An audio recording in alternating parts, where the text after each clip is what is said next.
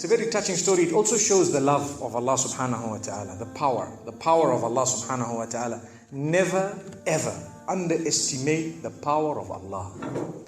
You know, there was a sheikh who mentioned this in Saudi Arabia, and there was a doctor that visited him from Pakistan and told him a story that happened to him.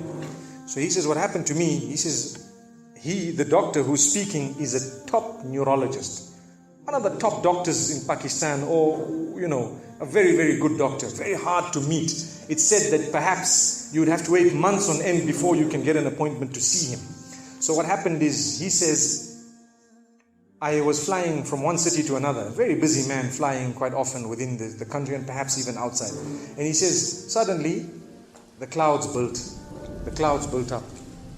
Huge clouds, and the lightning started striking, and it started pouring, and there was lots of turbulence, and one of the engines was struck and it was damaged. So we had to land. And so what happened is, the landing was at a nearby little airport or a little strip and so on.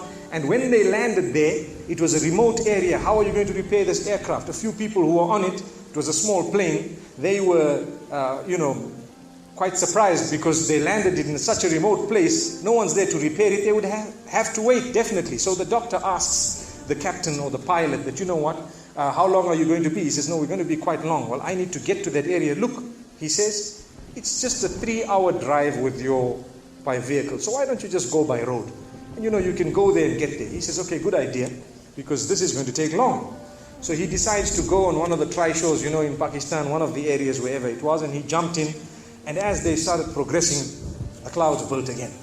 And the lightning was striking, and the rain started pouring. And it was pouring so much that their vehicle could not move much more because of the mud and because of everything else. And so it was quite an open area with a bit of farmland. And after a while, they realized, look, we're not getting anywhere. There's a little house here. Why don't we just go there? We can read our salah. Perhaps we can, see, have a bit of a meal or whatever else. And they decided to knock the door. Strange people, strange land, far off, out in the rurals. And so he knocks the door, and he's got his little bag and everything, and he walks in. An old lady happened to answer the door after a while, and they spoke to her saying, look, this is what has happened, and we're going from so-and-so to so-and-so, and we just want a place, we want to read salah and so on. And she said, no problem, you can come in. She had a little musalla, a little sajjada, and she had a little baby on the side, or not a baby, but a child.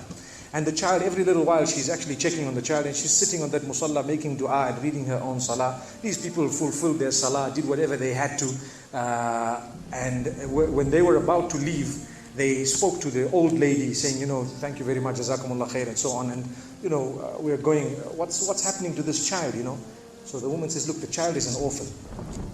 And the child is unwell, not well at all, very sick. And we've been to all the doctors around. And subhanallah, I'm the grandmother of this child. The doctors have told us that there is only one specialist around who can help this child. And we tried to make an appointment, but they asked us to come 6 months later. And it's far away. I've been making dua to Allah ever since that day.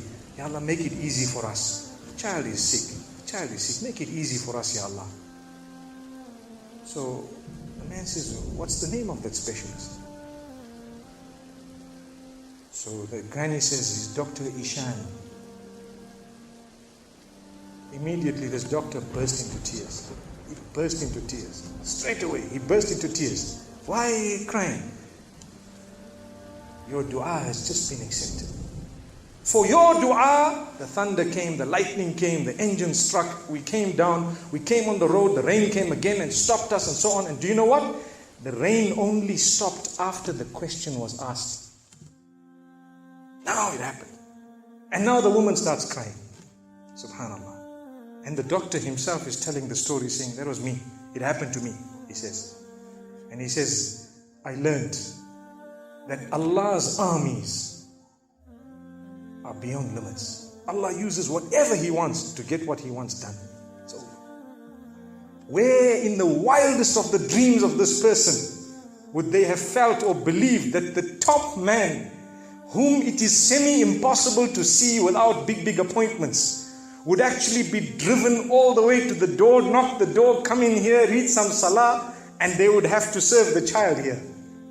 Amazing. Wallahi, it brings tears to the eyes. But the reason I share it with you, every one of us has needs for Allah subhanahu wa ta'ala.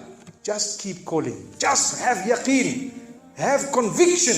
If it is meant, it will definitely come in your direction. You know, we use the term by hook or crook, but I don't want to use that today. I want to tell you, by the mercy and power of Allah subhanahu wa ta'ala, it will happen, it will come to pass. May Allah subhanahu wa ta'ala bless us. May He open our doors. May He grant us all shifa. And may He make us firm believers that for Him, nothing is impossible. Wa sallallahu wa sallama wa baraka ala nabina Muhammad.